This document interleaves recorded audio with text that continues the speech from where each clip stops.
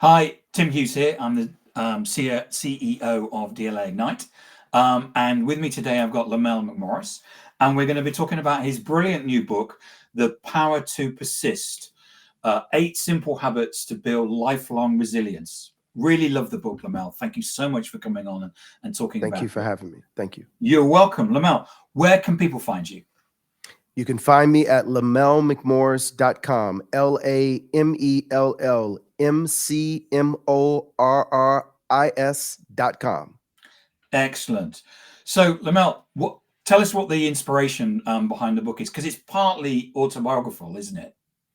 It is, Tim, and ironically, that was not the intent. And by the way, again, thank you very much for having me. It is an honor to be on with you and to be on the line talking to you again. For your listeners, this is not our first time talking. We enjoyed a great We did. conversation leading up to this, and so I'm excited about our discussion today. So, you know, the idea, if you will, was came about.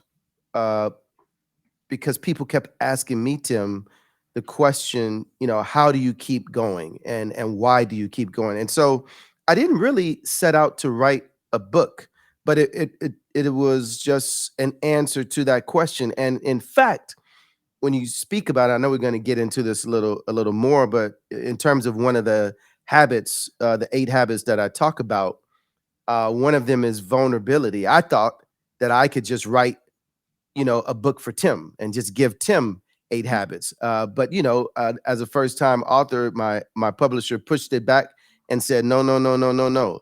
Unless people hear and see your authentic, resilient journey, it won't resonate and people won't connect. And so that's how it ended up being a bit more autobiographical than I anticipated. So, what was the moment or experience that made you realize that resilience needed to be taught, not just expected?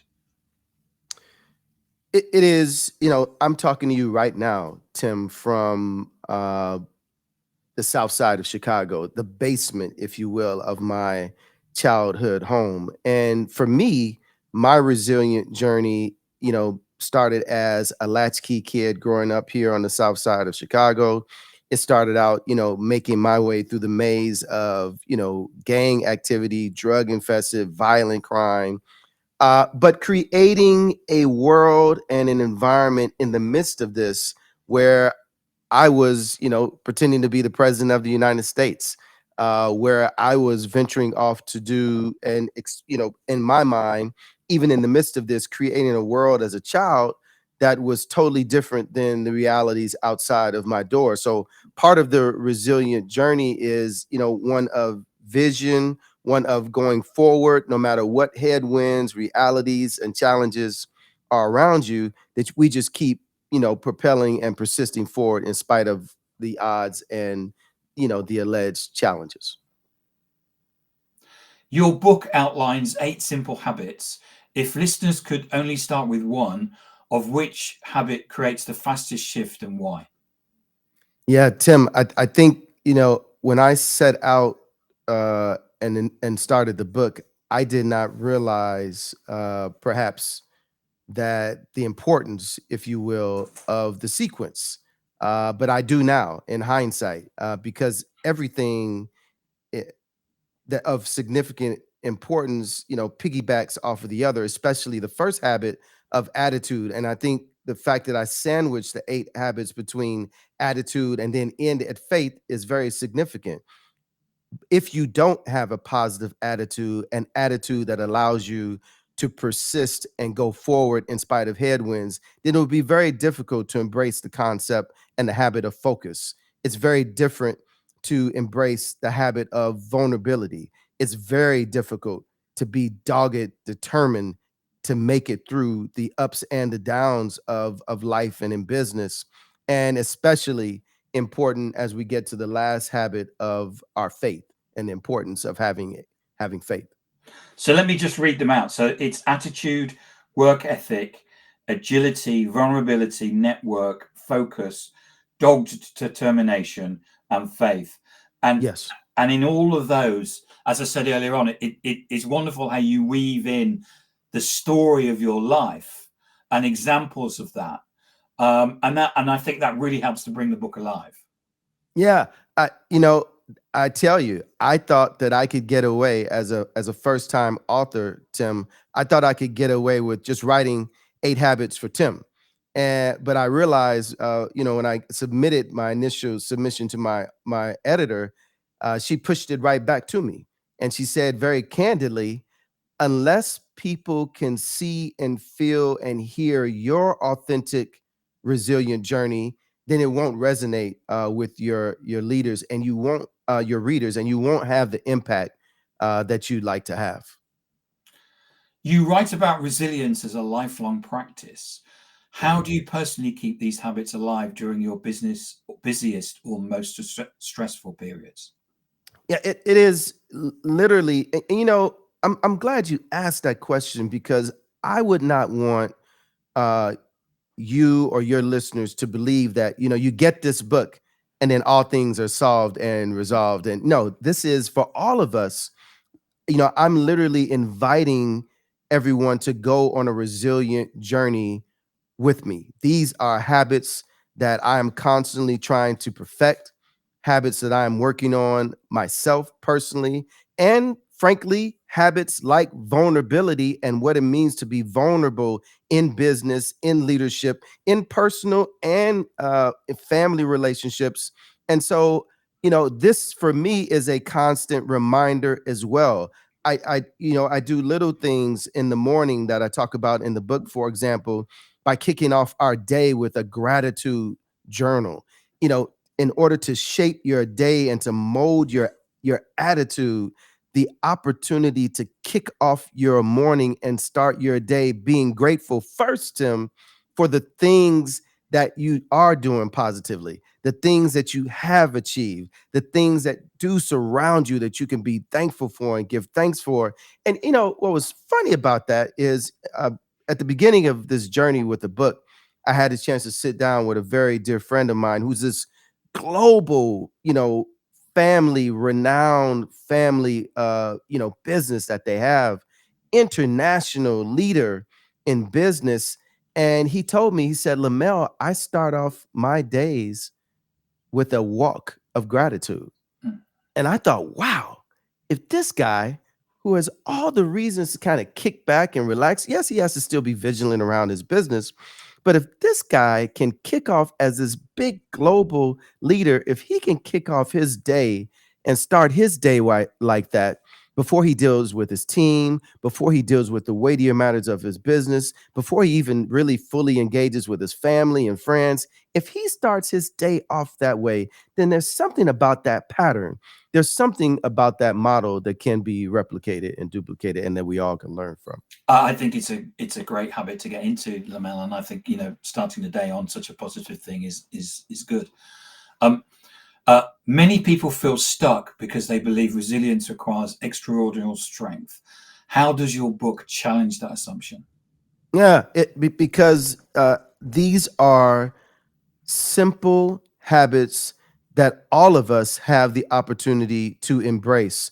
And it starts with very small routines, like I mentioned earlier, a gratitude journal, or challenging yourself with something uncomfortable and beginning to do that on a consistent and routine basis. But I try my best, uh, for the reader and for myself, to just think about very simple things that I've done, things I've learned from other journeys, from other people's struggles and successes. And I hope that your readers would see that these are very simple habits that all of us can wrap our arms around. In your view, what's the biggest misconception people have about bouncing back from adversity? Because you've had a number of um, downs in life as well as ups, haven't you? No doubt about it. I think perhaps one of the greatest misconceptions is that, you know, the old saying or the old song that trouble doesn't last always. People actually think that once you go over this particular hurdle, or you've made it through this this challenging time, that you're done with that. Like, there are no more. Like, there are no more coming around. Like, no, every every headwind, every obstacle, every victory is an opportunity to learn how to get better at being more resilient, how to get better at pivoting, and you take those lessons and you keep on going. But there's no guarantee, Tim, that headwinds aren't going to come, that challenges aren't going to come, that we aren't going to be faced with adversity. The question for us and the opportunity is every time how we handle them, the attitude, the mindset, the habits that we bring to the table when we face those challenges. Andrew Slesser, he's a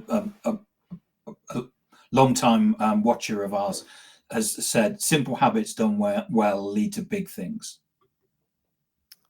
You said simple habits do lead to big things. Simple habits done well lead to big things. No doubt about it. And I think perhaps that's the real answer to your question. I think, people think that when big challenges and big problems come before us, that we have to match them with grandiose solutions. Sometimes it's the small habits, the small things that we do, the daily habits that we do that instill, the capacity, if you will, for us to address these big problems in a very cohesive way, and frankly, to persist and continue to propel forward through them. So number 7 of your 8 simple habits is dogged determination. Yes. Talk to me about that. It is, that is so a lot of times, in business, especially, Tim, we get accustomed to, and it's very much connected to, a lot of these are very much connected, but we get accustomed to the things that we can quantify, the things that we can put on a chart and that we can put on a table, and things that we can feel and touch. Dogged determination is that thing that you can't really touch, you can't really feel. It is that thing that is within you, that mindset that says, no matter what, although I keep hitting a wall, although difficulties keep coming, although headwinds are all swirling all around me, I am going to continue to persist through it. I'm going to go through it. I'm going to push through it, and nothing is going to stop me. Nothing, no one, no bad business deal, no business partner pulling out. You have to keep your goals and visions in front of you. No getting fired, no economic downturn. Nothing is going to stop me from pursuing my goals and working and continuing to move forward. That's dogged determination. You speak a lot about purpose as a driver of persistence. How can someone clarify their purpose when they feel lost or overwhelmed? Yeah, a phenomenal question. Again, it starts with, very, very small steps, literally just setting small goals for yourself, very, very daily goals, really taking, you know, account personally of, who you are. I go back, and even sitting here allows me to stay grounded in my purpose, Tim, to be back home on the south side of Chicago, and to be in this place where I grew up, in the basement, where I can literally hear my mom upstairs walking right now, and I grew up here as a child, on this corner, on this block. These are the opportunities that we get to clarify and crystallize our purpose, our why, the full circle moments, knowing that sometimes in order to move forward, Tim, we've got to go back. So being able to come back home, being able to be in this place allows me to actually crystallize my purpose, that, I started here in this place for a reason, in order to help, in order to positively impact others' lives, and it all started in this place. And sometimes we've got to go back, as difficult as it may be, as hurtful as it may be, to go back and return to the places where actually some pain, but I believe that the blessings of life are in the stretch, when we actually do, Tim, stretch ourselves outside of our comfort zones, that's actually where we find the opportunity for the most breakthroughs. Andrew's just made the comment. Um, Improve 1% per day makes great steps forward. Absolutely. We don't need, it doesn't always have to be 90. Andrew is so right. It doesn't have to be 50. Sometimes it doesn't even have to be 10. Just taking little baby steps, right, on this journey helps to get us and keep us on the path that we need to be on. So, can you share a story from your own life where one of these 8 habits became the turning point during a difficult time?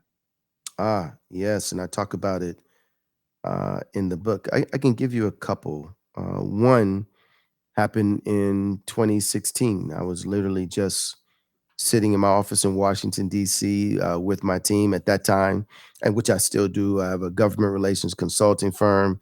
And at that time, I had a sports agency actually representing athletes in the National Basketball Association and in the National Football League. And I received a call from my business partners, the leader of his office, informing me that my business partner, without any notice, without any heads up, no longer wanted to be in business with me, and I had less than 24 hours to clear out my office team, etc. As you can imagine, the I shock. remember reading about it in the book. Yeah, the shock of that, and what I've come to realize in that moment, Tim, is that I frankly didn't have time to be overly emotional. Mm. So the habits of agility that I talk about in the book, what we just finished talking about, dogged determination, right? An incredible amount of focus to figure out, okay, I need to get out of this office. I need to rebrand, keep my clients and keep everything going. I literally, Tim, had to move furniture in the middle of the night. I had to secure additional office space. We found office space in the building. My assistant and I literally had to move our furniture. I found some guys cleaning up who were working in the building late to help us move furniture. It is all those things, right? Those habits. And that's why I'm able to talk about this, I hope, from an authentic standpoint, because these are things not just that I read about, these are things and habits that I actually had to live in, sometimes a moment and an instant, not just over the course of my life. Um, Great examples. Thank you. Um, for leaders, how can resilience habits be modeled in a way that positively influences teams and organizational culture? Yeah, I love it. Great question. We are literally right now putting together a framework based on our observations and some of my previous work, where in order to change cultures, and this notion of resilience being measurable, just like we do profits and other aspects, being able to put this in a way in metrics to change the culture of work environments and the dynamics and the way teams work together, meet together, and frankly, how leaders lead. This notion of what it means to be vulnerable in a workplace that is not constraining, but is actually liberating and freeing in order to get the best innovation, in order to get the best input, and in order to get the best out of your teams and to demonstrate humanity. And I think that's the opportunity that we have to bring, not just in our personal lives, but in the business setting, to put this framework together so that you're not only creating a more resilient team, but frankly, you're creating more resilient outcomes internally. And that actually leads to the opportunity to build more resilient communities in the places where you do business. Because it's interesting you talk about community, because you talk about network and you talk about faith. And I was going to, so my next question is, what role does community play in building resilience, especially in a society that often glorifies individual grit? Yeah. So what I've found, especially in business, you cannot separate how you show up in community from your ability to have successful bottom line profitability in your business. You know, especially if your business involves, you know, being engaged with customers, Mm. right? I'll take, for example, I think a good example here would be, let's take energy, right? There's on one hand the desire to make a profit and to put forth rates in energy in order to stay in business, but at the same time, you know, you have to build a grid.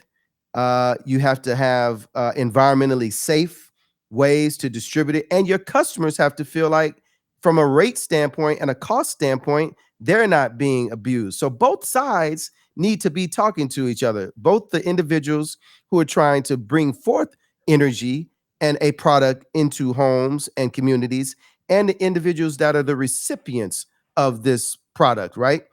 One can't exist without the other. These are the opportunities we have to build positive bridges, to build, you know, resilient communities. And by the way, it goes across energy. We could talk about telecom, we could talk about financial services, you know, we can talk about health, we can talk about education. You know, one hand needs the other. It's about, how do we build the bridges together so everyone understands that we can go forward together? Both, you know, you can do good and make money at the same time. They don't have to be mutually exclusive, and you can't have one without the other. You must be able to be a good partner in communities that you serve, and communities must feel like they're engaged in the process when you're in business. Lamell McMorris, thank you so much for coming on and talking about your book, The Power to Persist: 8 Simple Habits to Build Lifelong Resilience. If I wanted to get a copy of the book, where can I get one from? Thank you, Tim, and thank you very much for having me. The book is available everywhere books are sold, especially on Amazon, and you can even go to lamellmcmorris.com, as I stated earlier, LAMELLMCMORRIS.com. And if we want to get more information about you, where can we get that from, Lamell? Same, but I'm also on LinkedIn. I'm on Instagram, Lamell MC, in both places, or my name, Lamell McMorris, but especially at lamellmcmorris.com. Excellent. Thank you so much for coming on and talking about it. Great book. Really enjoyed it. And thank you for coming on and sharing